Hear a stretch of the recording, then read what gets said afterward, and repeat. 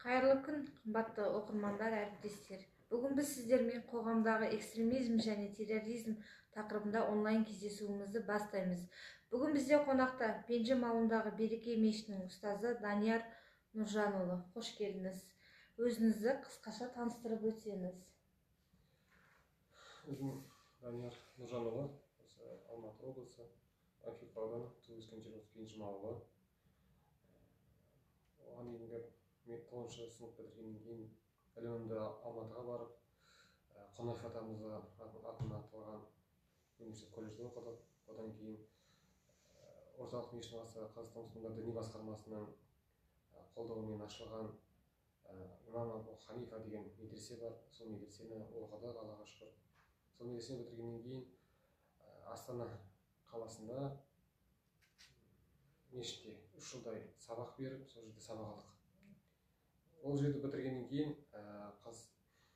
өздегі муфти, мұсылмандар діни басқармасы муфтиі Ержан қажы Малғажыұлының жолдамасымен Стамбул қаласына барып, тағы да білімімізді 2 жылдай жалғастырып келдік. Одан кейін ол жерді бітіргеннен кейін келіп, Нұр Астана сауат ашу бөлімінде Астана қаласында 1 жылдай сабақ беріп, енді сол алған білімімізді, үйренген тәжірибемізді халқымызға, елімізге, жұртымызға, жастарымызға үйретсек деген мақсатпен, оймен туып-өскен жеріме келіп отқан кезім бар. Қарап отырсақ, шамамен 15 жылдай уақыт болыпты. Осы мектеп жасынан кетіп, келіп отқаныма. Қазір есептейтін болсақ, 15 жылдай болды. 15 жылдың ішінде қоғам, ел көптеп өзгерген. Өте керемет, жақсы, рахмет жауабыңызға. Жалпы қазіргі кезде халықтың терроризм әрекеттерін қорғаудың амал шаралары қандай? Қазір таңда Аллаға шүкір, терроризмнің алдын алу шаралары Қазақстан мұсылмандар діни басқармасымен және де дін істері басқармасының қолдауымен олардың барлығын алдын алу шаралары көп өтіп жатыр. Алдында алатын болсақ, 91-93 жылдағы заңдарда, яғни діни сенім бостандығы деген заң себепті әртүрлі ағымдардың барлығы кіріп кетті. Есеп, йога болсын, кришнаит болсын, таблиги жамағат болсын, салафизм болсын, ваххабизм, қандай идеология бар, соның барлығы бітті. Тәуелсіз алған ел, бұл жерде ешқандай халықта идеология жоқ, халықта бір түсінік жоқ, өзіндік бір салт дәстүр сенімі жоқ ретінде бір жетім баланы тауып алғандай келді, барлығы кірді. Және де әрқайсысы келіп өздерінің идеологияларын, өздерінің психологиялық ойларын барлығын іске асыра бастады. Соны асырды, содан кейін барды да 2000 жылдан бастап ол шықты. Яғни терроризм нәрсесі солай ол шықты. Яғни экстремизм деген нәрсені алатын болсақ, бір нәрседен өзінің шегінен шығуды айтады ғой. Шегінен шығатын болса, яғни экстремистік нәрсеге қалады. Сол экстремистік нәрсе ол ары қарай ушығады, яғни террорлық, яғни зорлыққа, зомбылыққа алып ушықты. Одан кейін сатысы, яғни радикализмға кетті. Яғни экстремизм, радикализм, терроризм үшеуі бірге жүрді. Айтқанда экстремизм соның алғашқы кезеңі болатын болса, одан кейін радикализмге кетті, одан кейін барып сол нәрсесі алдындағы бастаған нәрсе пысықталып жемісін берген кезде Шұбаркөл жақта болған оқиға, Батыс Қазақстанда болған оқиға, Таразда болған оқиғалар соның жемісін берді. Неге? Өйткені олардың идеологиясында халықта бір негізгі бір діни түсінік болмады деген нәрсені алып келді. Аллаға шүкір, қазір таңда соның алдын алу мақсатында Қазақстан мұсылмандар діни басқармасы Наурызбай қажы Тағанұлы бастағанымен имам кадрлар дайындады бірінші. Алдын алу үшін соларға қарсы бірінші кадрлар дайындау керек болды. Екінші, олардың бұрынғы оқыған кісілердің сауаттыларын арттыру керек болды. Және де үшінші, солардың оқығаннан кейін олардың біліктілігін арттыру мақсатында әртүрлі конференцияларды ұйымдастыру керек болды. Сол нәрсе елбасымыздың бастамасымен, Нұрсұлтан Әбішұлы Назарбаевтың бастамасымен 2011 жылы, 2005 жылда діни съезд болды. яғни тек қана мұсылман дінінің өкілдері ғана келген жоқ, тек қана христиан дінінің өкілдері келген жоқ. Үндістан болсын, буддизм болсын, мұсылман болсын, мұсылманның ішінде сүнниттік, шииттік идеологиясын, христиан, православ болсын, барлығы Астананың төрінде барлығы жиналды, бір дөңгелектің үстелінде отырып, сол нәрсені алдын алды. Яғни қазір таңдағы басқа елдердің өздері таң қалатындығы сол нәрсені бірінші қазақ елі бастағандығы. Аллаға шүкір. Өте керемет, жақсы ақпараттар алып жатырмыз. Елімізде терроризм сипаттамасы қандай? Терроризм сипаттамасы бұрын қазір таңда терроризм деген кезде кім дейтін болсақ, көп адамда қалыптасқан нәрсе, телевизорды қосып қалатын болса, террорист кім дейтін болса, оның ойында сақал өсіріп, балағын қысқартқан, бір қолында Құраны, бір қолында автоматы бар адам елестетеді. Неге? Өйткені олардың негізгі идеологиясы солай, яғни біздің ислам дінін жек көрінішті қылып көрсету еді. Сол нәрсені асырып жатқан кім? Сырттан келіп жатқан адам емес. Өзіміздің арамыздан шыққан бауырларымыз, өзіміздің арамыздан шыққан әпке қарындастарымыз, өзіміздің арамыздағы ауылдастарымыз. Неге? Оларды алып келді. Сол нәрсеге олар лақтырды, бір-бірімен қатыгездік, бір-біріне деген жеккөріністік пайда болу үшін. Сол террорлық айттық қой, озбырлық, айтқанда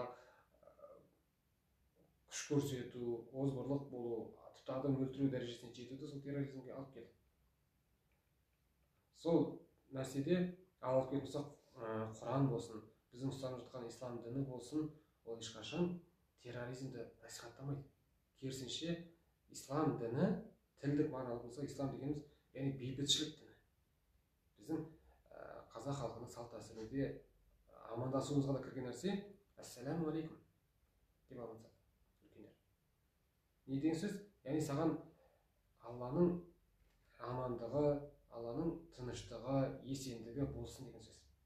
Енді сол нәрсені айтып жатқан кісі өзінің іс-әрекетіне қарама-қайшы нәрсе істейді ме? Егер де оны дұрыс ұғынатын болса, ол нәрсеге бет бұрмайтын еді.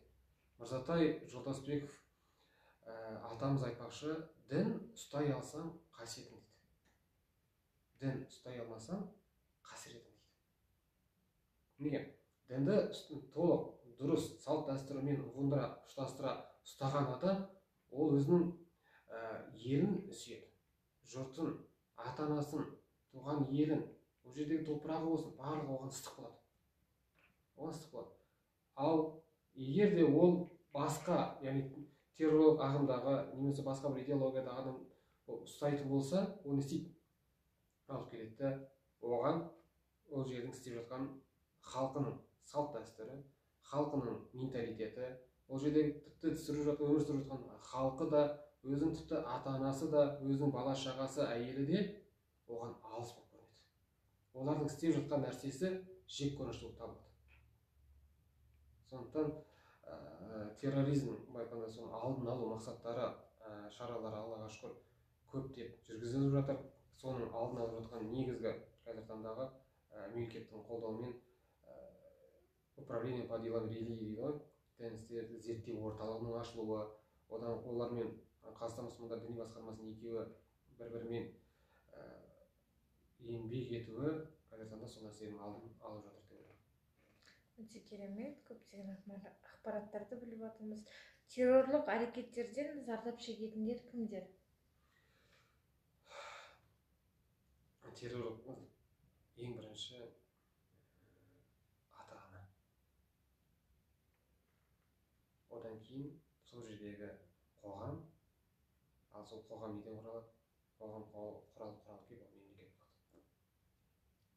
Соның ішіндегі ата-ана өзінің баласын кішкентайынан бағып, қағып, өсіреді, тәрбиелейді, жеткізеді. Енді міне жемісін көрем деп жатқан кезде сырттағы бір адам келеді, оның миын улап тастайды.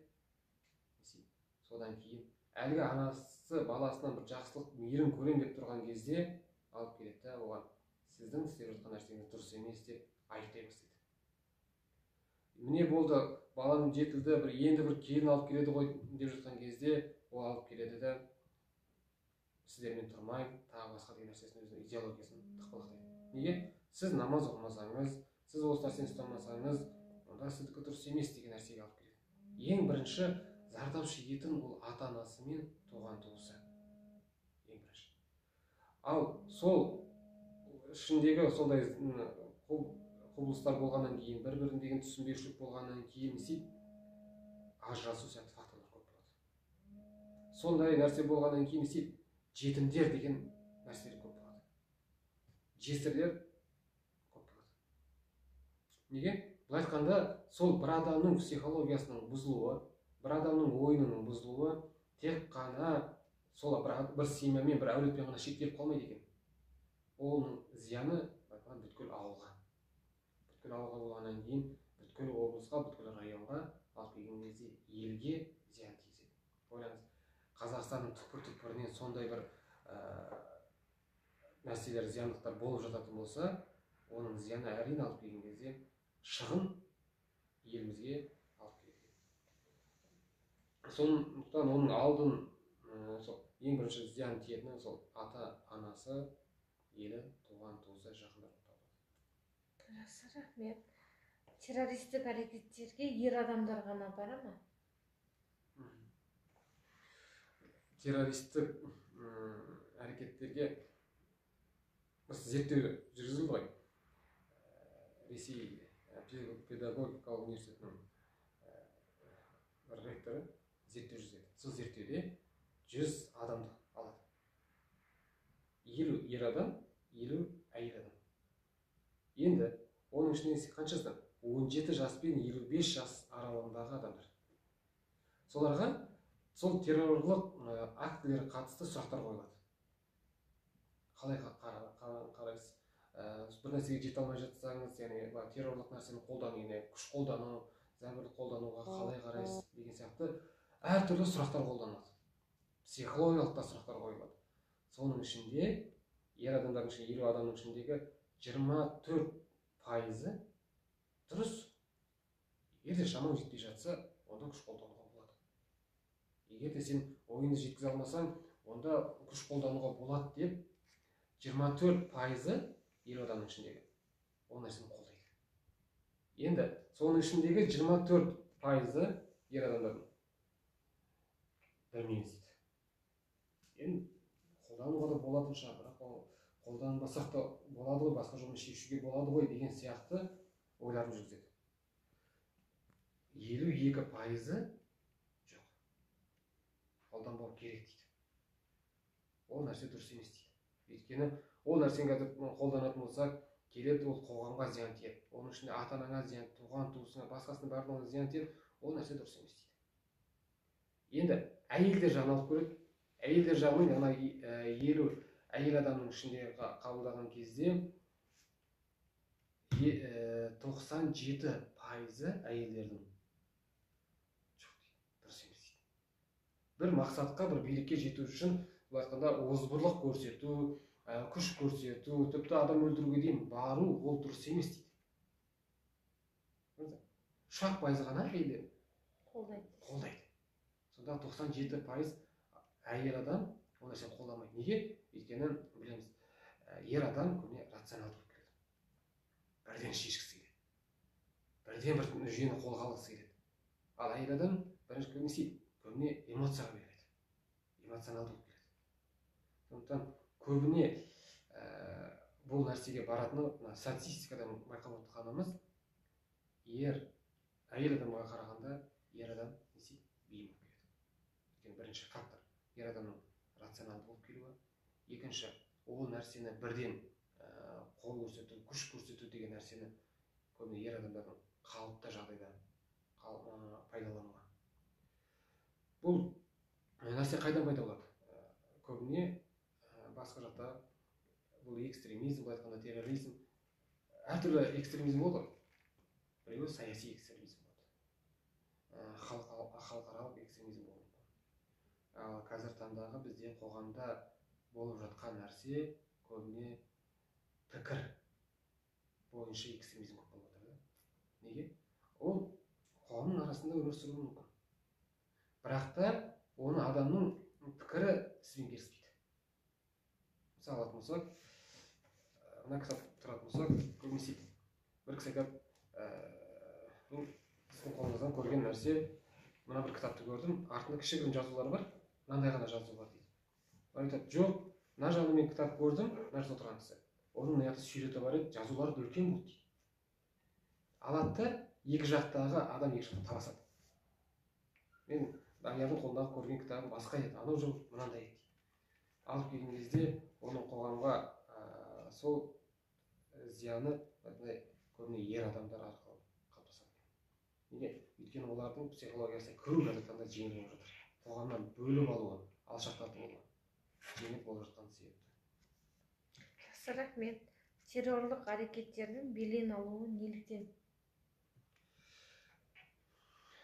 Бұның белең алуы ең бірінші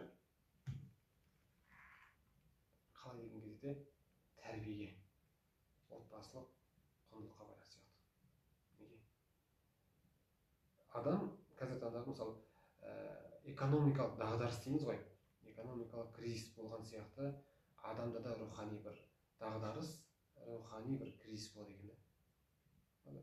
Кейбір адамыз бір өзінің бір жұмысынан немесе өзінің істеп жатқан бір ақшасы болса да, дүниесі болса да бір жан тыныштық таппайды. Ол бір тыныштық іздейді. Алайша кішкентай кезінде бала көп нәрсесін, өзінің сұрайтын нәрсесін ата-анасынан сұрайды. Егер де бұрын мысал алатын болсақ, ата-әжелеріміз баламен үлкен адам сияқты сөйлесіп, сырласып, жатар кезде ертегісін айтып беріп, оның сұрағына әр нәрсесін, мынау не десе, мынау кітап, тағы басқасын бәрін түсіндіріп беретін болса, қазір істейміз. Енді өзіміз алатын болсақ, жұмыста таңғы 9-да келді, кешкі 6-ға дейін болды, шаршады, шалдықтық. Біз үйге келе жатқан кездегі өзіміздің эмоциямызды есіктің артынан қалдырып кетпейміз да, жұмыстағы эмоцияны. Сол жұмыстағы эмоциямен біз үйге кіріп кетеміз. Үйге кіріп кетеміз, алдымыздан бала шағамыз алдымыздан жүгіріп шығатын болса, не істейміз? Шаршап тұр. Ер адамдар алып келетін болса, телефон қолына ұстатып тастайды. Әке, мен осылай дейтін болса, ой, жақсы, молодец, мен телефон тамашалайыншы бірінші. Мен әйел адам айтады, балаларды ұстай тұршы кішкене тамашалайыншы, басым миым шаршап кетті деген сияқты. Телефон беріп қояды, несеп сол телефон арқылы бала өзінің керек нәрсесін содан алады. Ол егер де келген кезде ең қатты нәрсе ол құшақтап, бауырына басып, оның ішіндегі нәрсесін кішкентайынан шығара білетін болса, бала несеп үлкейген кезде де анасымен де әкесімен ақылдасатын жағдай жетеді. Біз несеміз көбіне телефонға беріп қоямыз, телефон тәрбиелейді. Не болмаса, біз алып келеміз де мектеп тәрбиелейді. Мектепке көбіне адам өзіне бір жауапкершілік алудан қашып ұстайды ғой. Мен баламды киіндіріп жатырмын, киім кешегін алып беріп жатырмын. Бала, мен сені оқы дейді. Оны мектеп кетеді. Мектепте бір нәрсені бүлдіретін болса, саған мұндай тәрбие беріп жатқан кім деп, оны ата-анасына итермелейді. Ата-анасына не болады, жиналысқа келіңіз, тағы басқа деген сияқты. Ал сол аралықта бала өзіндегі ішіндегі жиналып қалған бағанағы сұрақтарын не анасынан, әкесінен толық ала алмағаннан, не сол ұстаздарынан, болмаса басқа кісілерінен толық ала алмағандықтан сырттан іздейді. Сырттағы оның әсер ететін факторы кім болады? Достар болуы мүмкін. Не болса телефонды бере салған кездегі әртүрлі сайттар бар. Экстремистік сайттар болуы мүмкін, терроризмдік сайттар болуы мүмкін, тағы басқа солардың ішіндегі солардың идеологиясын жүргізетін кісілердің сөздерін тыңдап, ол әсерленуі мүмкін. Өзінің кейбір кісі әкесінен үлгі алайын десе, әкесі арақ ішуі мүмкін. Өзінің әке-шешесінің ата-анасынан үлгі алайын десе, олардың темекі тартып жүруі. Немесе бір өтірік өсектен қашайын десе, олардың өтірік өтірік айтуы. Көбіне біз сол нәрсенің қалыптасуын естейді. Ұлттық құндылықты балаға біз егерде толық уызы қанатындай беретін болса, ол сыртқа жаққа барған кезде де қандай бір ортаға, қоғамға түссін. Тіпті шетелге барып, сол елдің салт дәстүріне араласса да, ол үйінде негізі құндылықтарын алғаннан кейін кезінде атам бүйтіп айтатын еді, кезінде әжем бүйтіп айтатын еді, анам бүйтіп айтып отыратын, әкем бүйтіп айтып отыратын деген нәрсе олда қалады да, сырттағы былай айтқандағы вирустарды кіргізбейді, иммунитеті мықты болады. Ал сол ағымға кетіп қалатын кісі кім дейтін болса, көбіне уызы қанбай қалған кісілер. Рухани былай айтқанда толық жетілмеген адамдар сол нәрсеге кетіп қалуға былай айтқанда бейім болып келеді екен. Олардың арасына бір үлкен ғұлама өзінің шәкірттерімен келе жатқан кезде, шәкірттер айтады ғой, қандай керемет кісілер, иттер дейді, иттер күштерін көріп. Бәрі күннің шуағына жатып, қызығып жатыр, бір-біріне деген сыйластығы бар дейді. Кейбір кезде адам осы иттер сияқты бір-біріне сыйластық жоқ қой дейді. Сонда кісі арадан сүйік тастаңдар дейді. Сүйік тастаған кезде бір-біріне сүйеніп жатқан күштер бір-бірімен таласа кетеді. Сол сияқты қазір таңда қоғамда әртүрлі экстремистік террористік топтар сондай бір сұрақтар тастай салып, бір семьяда болған, бір елде, бір ауылда тұратын адамдар сол бір сұрақтарға талас, ақтөспен көксерек сияқты таласып жүр да қазір. Не өзінікін мойындағысы келмейді, не ол нәрсені бір ары қарай бір ақыл ой жүгірткісі келмейді. Сондықтан ең бірінші бұл жердегі іс-әрекеттердің алдын алуы ұлттық тәрбиені баладан бастау. Айтады ғой, бір кісі келе жатады, баласы айтады, балам, дұрыс дейді. Сонда әке, сіздің басып келе жатқан қадамыңызбен жүріп келе жатырмын ғой дейді. Сонда біздің айтқандағы бала алғашқы уақытта идеал ретінде, үлгі ретінде көретіні кім? Әке-шешесі. Әлгі террористік, экстремистік топтар не істейді? Оларды баурап алу жолдары, яғни сіз ата-анасы үлгі беретін кісі ма? Жоқ дейді. Енді әйел бала-шаға үлгі беретін кісі құрметтейтін адам ба? Жоқ. Қоғамшы. Анау пара алып жатыр, анау жемқорлық істеп жатыр, анау сөйтіп жатыр, анау тағы басқа сөйтіп алып келеді қоғамнан бөліп алады. Бөліп алады да, не істейді? Алла сақтасын, Сирия сияқты, тағы басқа сияқты жерлерге оны айдап тастайды. Неге? Ол өйткені ол адамның негізгі өзіне туындаған сұрақтарына жауаптарын ол өзінің ата-анасынан ала алмады, қоғамнан ала алмады, елден ала алмады. Ол айтады, сенің іздеп жүрген сұрағының жауабы шет елде дейді. Сөйтті де сол жаққа кетіп жүрді.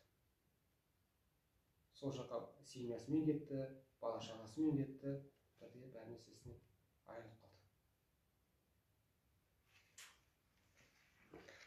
Өте керемет. Ал енді қазіргі кезде жастарға қандай ақыл кеңес беретін едіңіз? Ең бірінші, ата-ананы құрметтеу. Қазір таңдағы қаншама ақсамайлы аналарымыз бар, ақсақалды әкелеріміз бар, баладан мейірім көрмей жатыр. Өзінің жақыннан туған туыс айтпай ақ қояды, бала-шағадан мейірім көрмей жатыр. Ең бірінші айтатыным, сол ата-анамызды тірісіне қатты құрметтеу, оларды сыйлау, олардың разылығына кенелу. Екінші, өзінің рухани дамытқысы келетін болса, қандай да бір сұрақтары туындайтын болса, ол адам бірінші сол ауылға тағайындалған мешіт имамдарынан, мешіт ұстаздарынан сұрақтарын алуы. Өйткені бағанағы экстремистік терроризм топқа түсетіндер, олардың ұстаздары кім дейтін болсақ, сыртта жүрген, қазақ халқының салт дәстүрінен, ұлттық құндылықтарының хабары жоқ адамдардың лекциялар себепті кетіп жатқан кісілер.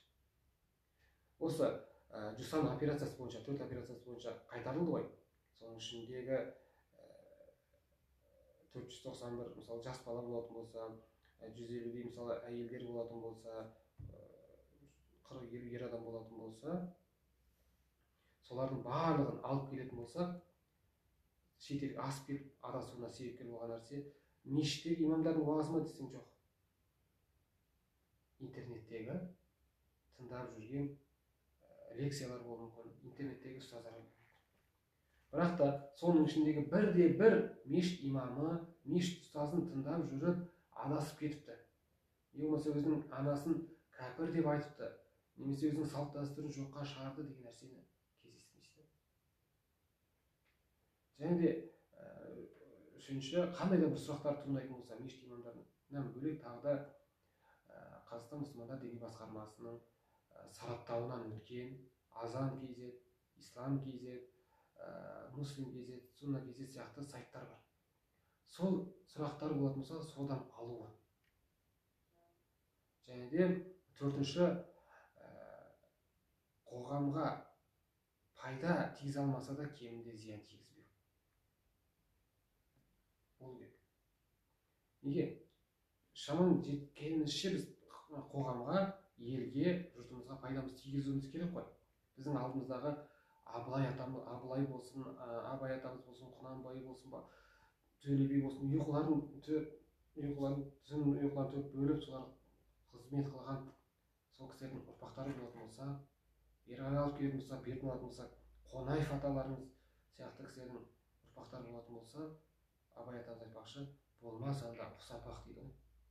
Сол кісілерге ұқсауға тырысып, халыққа, елге пайдамыз тигізуіміз керек. Жоқ, халқымызға, елімізге пайдамыз тимей жатыр ма, онда зиян тигізбеуге тырысу керек. Ал сол зияның ішінде көп адам, көп жастар өз-өзіне зиян тигізбеу керек. Не сияқты? Шылым, арақ, уақыттарын босқа өткізу сияқты нәрселерден аулақ болуы тиіс. Өйткені біздің жастық шақ бұл берілген бір ағаштың бір жеміс беріп тұратын кезі сияқты ғой. Ағашты егетін болса, еккен кезде ол жаңадан егет, ол қарай қисаяды, солай қарай қисая өсіп кетеді ғой, уақытына түземесе. Одан кейін ол жемісін береді. Жемісін бергеннен кейін оны құрайтын кезең болады. Сол сияқты біздің жастық шағымыз, осы жастық кезеңімізді керемет пайдалану керек. Сұлтанмахмұт Торайғыров атам 27 жасында қайтыс болды, соған дейін бір қаншама еңбектер істеп кетті ғой.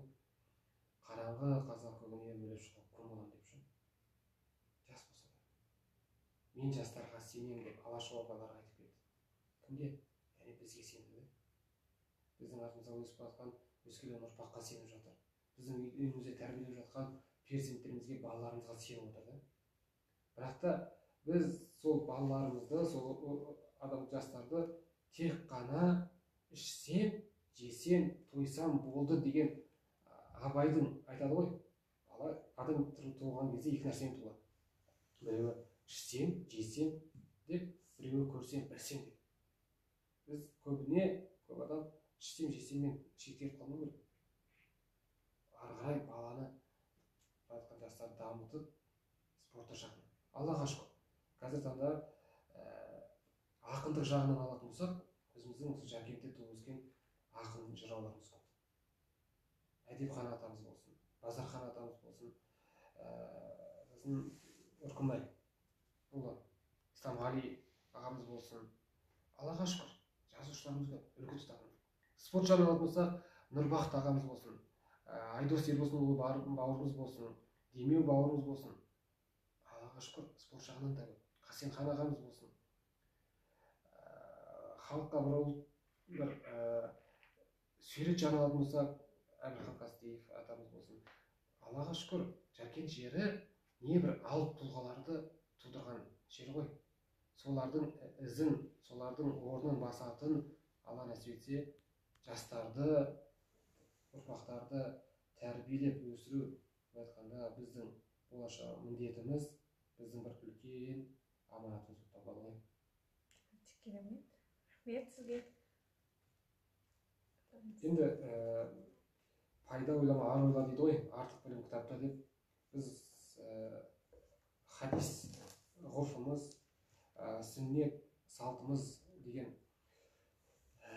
Шәмшат Әділбаева апамыздың, тәтеміздің Қазақстан мұсылмандар діни басқармасының сараптауынан өткен, одан кейін дін істері ақпарат және мұрағат комитетінің сараптамасын өткен кітапты өзіміздің ауылдық кітапханамызға табыстауды жөн көріп отырмыз. Өйткені хадис деген нәрсе ол пайғамбарымыздың істеп жатқан іс-әрекеті, айтқан сөзі, ақыл кеңесі болатын болса, сүннет, салтымыз, яғни біздің салт дәстүріміздің өзі, әдет ғұрпымыз болсын, соның барлығы бір ойдан шығарылған нәрсе емес.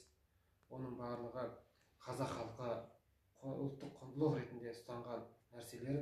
Бұл жердегі ең керек нәрсе отбасыға қатысты, жеке тұлғаға қатысты, және құқық саласы сабырлық, кішіпейілдік, ата-ананы құрметтеу, туыстық қарым-қатынасты үзіп қоймауға қатысты біраз мәселелерді қолдан келтірілген.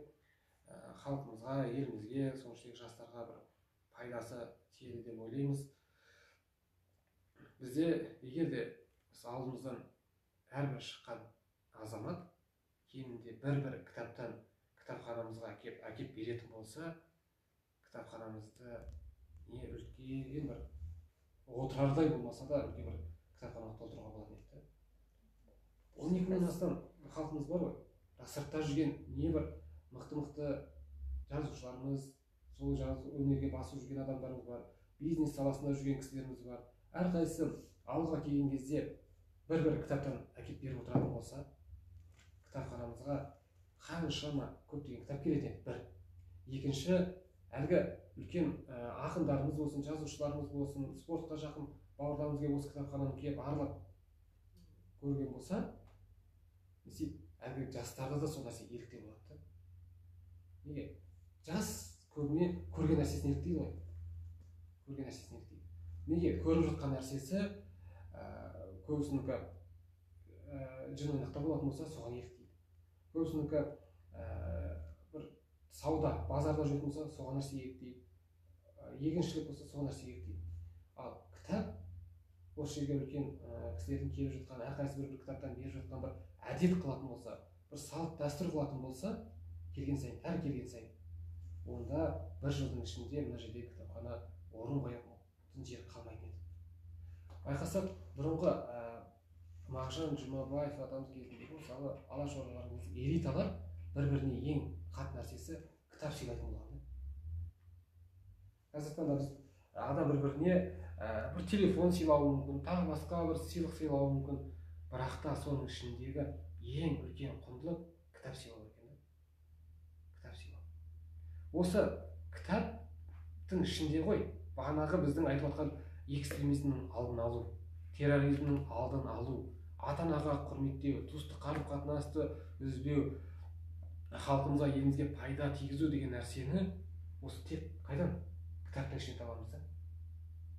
Оны біз біздің салт дәстүрімізден алыс жырақ жүрген адамдардың ойынан, көзқарасынан таппайды екенбіз.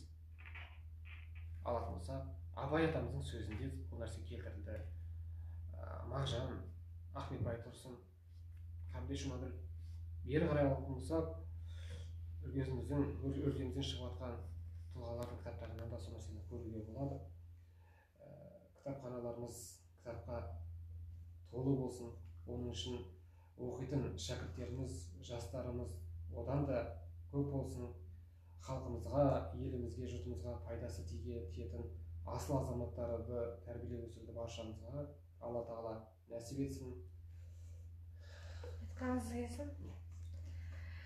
Бүгін бізде қонақта Пенжім ауылындағы Береке мешітінің ұстазы Данияр Нұржанұлы. Сізге көп рахметімізді айтамыз, осындай алтын уақытыңызды бөліп, кітапханамызға келіп, насихатыңызды жүргізіп, осындай жақсы сұхбат болды.